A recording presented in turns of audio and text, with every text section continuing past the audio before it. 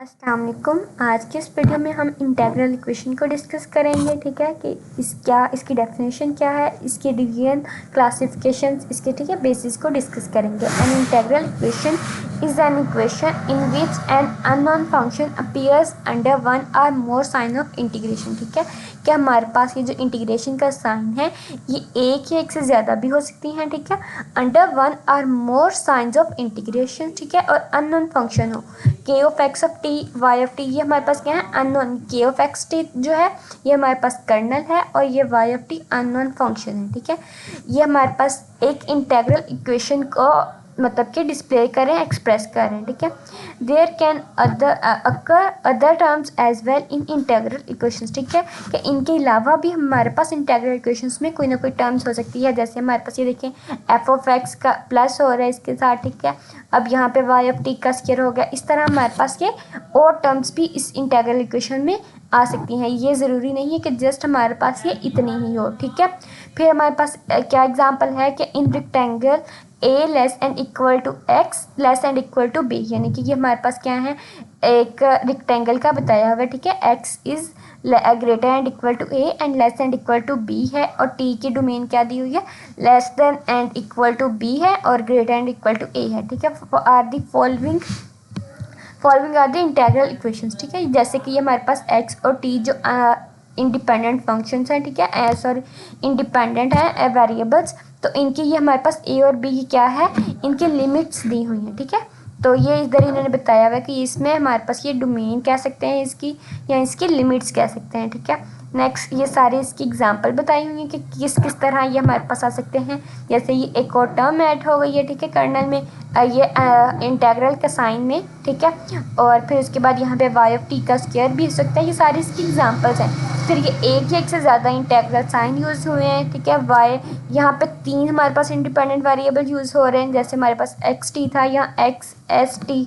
ठीक है, इस तरह ये सारा बताया गया है। अब हम नेक्स्ट देखते हैं कि इसकी टाइप्स कौन कौन सी हैं। ठीक है, नेक्स्ट हमारे पास है linear and non linear integral equation. ठीक है, लीनियर इंटीग्रल इक्वेशन हमारे पास यहाँ से इसकी डेफिनेशन करेंगे। ठीक है, an integral equation is called linear if only linear operations are performed in it upon the unknown functions. ठीक है, कि हमारे पास जो अननोन फंक्शन जो इंटीग्रल इक्वेशन में होगा वाई ऑफ एक्स जो है वो लीनियर हो, यानी कि उसकी पावर 1 हो। ठीक है, और a non singular integral equation which is not linear is known as a non linear integral equation, यानी कि जो हमारे पास नॉन लीनियर यानी कि पावर जिनकी हमारे पास नॉन लीनियर होगी वो हमारे पास नॉन लीनियर इंटीग्रल इक्वेशंस होंगे। इसके एग्जांपल्स देख लेते हैं। हमारे पास ये देखें इक्वेशन नंबर 1 हमारे पास जो है ये, इसमें हमारे पास वाई ऑफ टी अननोन है, इसकी पावर हमारे पास 1 है, तो ये लीनियर है। ठीक है, यहाँ पे वाई ऑफ टी हमारे पास क्या है इसकी पावर 1 है, ये लीनियर होगी। ठीक है, ये 2 एग्जांपल्स होगी हमारे पास लीनियर की। और यहाँ पे हमारे पास वाई ऑफ टी का स्क्वायर है, ये पावर 2 आ गई है, तो ये क्या होगी जब पावर 2 होती है तो वो क्वाड्रेटिक होती है, सॉरी स्क्वायर होती है। ठीक है, तो ये हमारे पास क्या होगा लीनियर नहीं है। ठीक है, नेक्स्ट अगर देख लें तो हमारे पास ये भी Y of S Y of T 2 unknown function है, तो ये भी हमारे पास लीनियर नहीं है। ये किस चीज़ को है एक्सप्रेस कर रही है कि ये लीनियर इंटीग्रल इक्वेशन है, यहाँ पे नॉन लीनियर इंटीग्रल इक्वेशन। ठीक है, ये इसकी नेक्स्ट टाइप्स आ गई। नेक्स्ट इनके काइंड्स हैं कि अगर हमारे पास लीनियर इंटीग्रल इक्वेशन की फर्स्ट काइंड सेकंड काइंड है। ठीक है, यानी कि हमारे पास यहाँ पे पहले तुमने पढ़ा था ना कि Y of X is equal to F of X plus lambda और integral A K of X of T Y of T D T. ठीक है, ये हमारे पास क्या थी एक इंटीग्रल इक्वेशन है। ठीक है, यहाँ पे हमारे पास जो एक जी ऑफ एक्स ये भी एक अननोन फंक्शन ही है। ठीक है, यानी कि अगर ये हमारे पास 0 होगा तो ये हमारे पास कौन सी होगी linear integral equation of first kind. ठीक है, ये हमारे पास इसकी एक्सरसाइज या एमसीक्यूज के लिए कह सकते हैं कि हमारे पास अगर जी ऑफ एक्स 0 होगी तो ये इंटीग्रल इक्वेशन की कौन सी काइंड होगी। ठीक है, फर्स्ट काइंड होगी।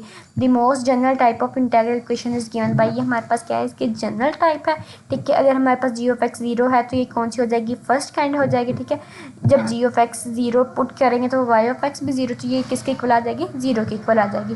नेक्स्ट हमारे पास है कि अगर G of X is equal to 1। ठीक है, जी ऑफ एक्स यहाँ हमारे पास 0 होगा या 1 होगा, यानी कि इस तरह कुछ ना कुछ होगा। तो ये देखिए जब हमारे पास जी ऑफ एक्स 1 पुट करेंगे तो हमारे पास क्या हो जाएगी Y of X is equal to F of X plus lambda integral, ठीक है, और K of X of T Y of T D T, ये हमारे पास क्या है, linear integral equation of second kind. तो जो हमारे पास ये सेकंड काइंड है, ये हम पहले पढ़ के आए हैं कि जो इसकी डेफिनेशन कह सकते हैं इंटेग्रल इक्वेशन की, ये इससे हम लिख सकते हैं कि अगर इंटेग्रल इक्वेशन को किस फॉर्म से डिनोट करते हैं तो वो इस तरह हम लिख के बता सकते हैं। अब नेक्स्ट इसकी काइंड है linear integral of third kind, ठीक है। अगर हमारे पास ना ज़ीरो हो ना वन हो तो वो वाली जो फॉर्म होती है, तब के जी ऑफ एक्स की जगह पे कुछ और हो, ज़ीरो और वन के अलावा अगर कुछ ना कुछ लिखा हो वाई ऑफ एक्स के साथ, एक्स स्क्वायर भी कह सकते हैं, कोई ना कोई फंक्शन, कोई ना कोई वेरिएबल हो सकता है, कोई कॉन्स्टेंट हो सकता है, ठीक है, वो हमारे पास होगी linear integral equation of third kind, ठीक है। ये इसकी काइंड्स आ गई हैं। नेक्स्ट हमारे पास है कि इसकी क्लासिफिकेशन, ठीक है। फ्रेडम इंटेग्रल इक्वेशन होगी इंटेग्रल, ठीक है। ये वाली जो फ्रेडम इंटेग्रल इक्वेशन कौन सी होती है, जिसमें हमारे पास लिमिट्स कांस्टेंट होंगी, ठीक है। हमारे पास जो कर्नल के अंडर, मतलब जिस लिमिट के अंडर कर्नल है, तो वो हमारे पास जो लिमिट्स हैं ये कांस्टेंट होनी चाहिए ए और बी, ठीक है। Where upper limit of integration B is fixed and the function F of X, G of X and K of X of T are known functions, ठीक है। While Y of X is an unknown function which is to be determined and lambda is a non zero real or complex parameter, ठीक। तो इसका बताया हुआ है कि ये जो हमारे पास जी ऑफ एक्स है ये भी नॉन होगा, ये ज़ीरो होगा या वन होगा, ठीक है। K of X of T, ये जो कर्नल है ये भी हमें पता होगा, कोई ना कोई फंक्शन गिवन होगा, ठीक है। और जो हमारे पास ये एफ ऑफ एक्स है ये भी कुछ ना कुछ लिखा होगा, ठीक है। ये नॉन होंगे, कुछ क्वेश्चंस होंगे जिसमें ये अननोन भी होगा, लेकिन ज़्यादातर जो है ये हमारे पास नॉन फंक्शन होगा, ठीक है। लेकिन जो हमारे पास ये वाई ऑफ एक्स है ना, ये हमारे पास अननोन फंक्शन है, Y of X Y of T ये हो गया, ठीक है। और लैम्डा हमारे पास कोई ना कोई नॉन जीरो रियल और कॉम्प्लेक्स पैरामीटर होगा, ठीक है। ये क्या बताएगा कि कौन कौन से फंक्शंस हैं, ठीक है। ये जनरल फॉर्म इसकी एक्सप्रेस की हुई है। और ये लिमिट्स हमारे पास क्या होंगी, कोई ना कोई कॉन्स्टेंट लिमिट्स होंगी, तो वो फ्रेडम इंटेग्रल इक्वेशन होगा। सेम जो हमने काइंड्स पढ़ी हैं, अगर जी ऑफ एक्स यहाँ पे ज़ीरो होगा तो हमारे पास वो होगा Fredholm integral equation of first kind, ठीक है। अगर G of X is equal to one होगा तो वो क्या होगी, Fredholm integral equation of second kind, ठीक है। यही नेक्स्ट स्पेशल केसेस बताए हुए हैं, ये देख लेते हैं। ये देखें, फर्स्ट काइंड में ज़ीरो है, G of X is equal to zero हो गया, ठीक है। सेकंड काइंड में G of X is equal to one हो गया, ठीक है। मेन जो डिफरेंस है ना वो यही है कि हमारे पास इनकी लिमिट्स कांस्टेंट होंगी। नेक्स्ट हमारे पास है homogeneous Fredholm integral equation. Homogeneous में हमें पता है जहाँ पे हमारे पास F of X is equal to zero हो, ठीक है। हमारे पास पहले जो मेन डेफिनेशन थी इंटेग्रल डिफरेंशिएशन की, वो इंटेग्रल इक्वेशन की, वो थी Y of X is equal to F of X plus lambda integral A से बी, ठीक है, K of X of T Y of T D T. लेकिन यहाँ पे हमारे पास एफ ऑफ एक्स जब ज़ीरो होगा तो वो होमोजीनियस हो जाएगी, और F of X does not equal to zero हो तो हमारे पास वो non homogeneous Fredholm integral equation होगी। नेक्स्ट हमारे पास है यही बताया हुआ है कि होमोजीनियस जो है homogeneous Fredholm integral equation of second kind, जहाँ पे हमारे पास G of X is equal to one होगा, तो ये हमारे पास यहाँ इसे simply homogeneous Fredholm integral equation भी कह सकते हैं, ठीक है। और जब होमोजीनियस नहीं होगी, यानी कि F of X does not equal to zero हो गया, तो वो हमारे पास non homogeneous Fredholm integral equation होगी, ठीक है। नेक्स्ट हमारे पास है वोल्टेरा इंटेग्रल इक्वेशन, ठीक है। ये इंटेग्रल इक्वेशन की टाइप्स ही हैं जो बताया गया। वहाँ पे हमारे पास जो फ्रेडम इंटेग्रल था उसमें था कि लिमिट हमारे पास कांस्टेंट होगी, ए और बी था, ठीक है। अब यहाँ पे हमारे पास क्या है, जो अपर लिमिट है एक्स, ठीक है, ये हमारे पास क्या है, कोई ना कोई वेरिएबल होगी, ठीक है।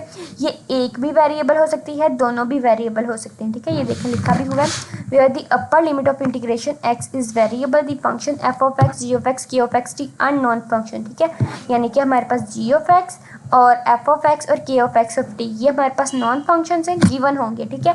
और लैम्डा जो हमारे पास नॉन जीरो हो रियल या कॉम्प्लेक्स पैरामीटर है, ठीक है। तो ये हमारे पास जिसकी लिमिट्स हैं जो डिफर करती हैं कि कौन सी फ्रेडम इंटेग्रल है और कौन सी वोल्टेरा है, तो वो हमारे पास ये इनकी लिमिट्स हैं, ठीक है, कांस्टेंट और वेरिएबल्स, ठीक है। The most general type of Volterra integral equation, ठीक है, it is also called Volterra integral equation of third kind, ठीक है। इसे थर्ड काइंड की भी कहते हैं, या फिर हम इसे सिंपल भी कह सकते हैं वोल्टेरा इंटेग्रल इक्वेशन। इसकी भी नेक्स्ट काइंड आ जाएंगी, ठीक है। फर्स्ट काइंड में जी ऑफ एक्स हमारे पास जीरो हो जाएगा। ये देखिए यहाँ पे जब जी ऑफ एक्स जीरो होगा तो G of X multiply by Y of X है ना, हमारे पास इन दोनों का प्रोडक्ट है तो जीरो हो जाएगा, ठीक है। सेकंड काइंड में हमारे पास जस्ट वाई ऑफ एक्स के इक्वल आ जाएगा, ठीक है। ये हमारे पास कौन सी होगी, वोल्टेरा इंटेग्रल इक्वेशंस, ठीक है। इसकी भी नेक्स्ट होमोजेनिटी देख लेते हैं कि जब हमारे पास एफ ऑफ एक्स 0 होगा तो वो हमारे पास होमोजीनियस वोल्टेरा इंटीग्रल इक्वेशन होंगी, ठीक है। जैसे हमारे पास यहाँ एफ ऑफ एक्स प्लस ये फॉर्म थी, तो जब 0 होगा तो वो हमारे पास होमोजीनियस वोल्टेरा इंटीग्रल हो जाएगी, ठीक है। अगर हमारे पास F of X is not equal to 0 इनके कोई ना कोई फंक्शन गिवन होगा तो वो non homogeneous Volterra integral equation होगा, ठीक है। यहाँ पे वही बात यहाँ पे भी है, वो इन होमोजीनियस होगी या non homogeneous Volterra integral equations होंगी। नेक्स्ट हमारे पास है सिंगुलर इंटीग्रल इक्वेशन, ठीक है। सिंगुलर इंटीग्रल इक्वेशन कौन सी होती हैं? जिसमें हमारे पास इंटीग्रेशन की जो लिमिट्स हैं वो इन्फिनिटी हो, ठीक है, इनफाइनाइट हो। वो पॉजिटिव इन्फिनिटी या नेगेटिव इन्फिनिटी दोनों हो सकती हैं, ठीक है। रीड कर लेते हैं। When one or both limits of integration in an integral equation becomes infinite, or when the kernel of an integral equation becomes infinite at one or more points within the range of integration, ठीक है। कि अगर हमारे पास integration की जो range हो उससे जो कर्नल है वो इनफाइनाइट हो जाए, या फिर हमारे पास जो इंटीग्रेशन के लिमिट्स हैं वो इनफाइनाइट हों, ठीक है, तो हमारे पास कौन सा होगा? सिंगुलर इंटीग्रल इक्वेशन होगा। तीनों को अगर हम देखें तो हमारे पास अगर लिमिट कांस्टेंट होंगी, ठीक है, अपर एंड लोअर लिमिट अगर हमारे पास यहाँ ए और बी होगा तो वो फ्रीडम इंटीग्रल इक्वेशन होगा, ठीक है। अगर हमारे पास एक लिमिट यानी कि अपर लिमिट कोई ना कोई वेरिएबल होगी तो वो हमारे पास वोल्टेरा इंटीग्रल इक्वेशन है। और अगर हमारे पास कोई ना कोई एक लिमिट या कर्नल ऑफ के ऑफ एक्स ऑफ टी हमारे पास कोई अनडिफाइंड हो यानी कि हमारे पास इनफाइनाइट हो तो वो क्या होगा?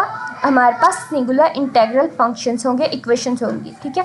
तो हम इसके एग्जांपल्स देख लेते हैं। जैसे हमारे पास ये तो देखने से पता चल रहा है माइनस इन्फिनिटी से पॉजिटिव इन्फिनिटी, तो ये हमारे पास इनकी लिमिट्स इनफाइनाइट हैं तो सिंगुलर इंटीग्रल इक्वेशंस होगी, ठीक है। अब ये देख लेते हैं कि यहाँ पे हमारे पास फंक्शन यहाँ पे तो लिमिट्स हमारे पास 0 से x है। अगर यहाँ से देखें तो x वेरिएबल है, 0 कॉन्स्टेंट है, तो हम क्या देंगे? ये वोल्टेरा है। नहीं, हमने पहले फंक्शन भी तो चेक करना है, सॉरी कर्नल भी तो चेक करना है कि ये हमारे पास एक ही एक से ज़्यादा पॉइंट पर इनफाइनाइट तो नहीं हो रहा। देखते हैं जब हम हमारे पास ये अपर लिमिट क्या है? x। अपर लिमिट जब यहाँ पे पुट की हमने x माइनस एक्स तो ये 0 हो जाएगा और फंक्शन हमारे पास इनफाइनाइट ही हुआ ना, y of t divided by 0 होगा तो इन्फिनिटी आंसर आएगा, ठीक है। तो ये कर्नल भी हमारे पास इनफाइनाइट आंसर दे रहा है, तो ये क्या है? हमारे पास सिंगुलर इंटीग्रल इक्वेशंस है। ये इसकी एग्जांपल्स हैं, ठीक है।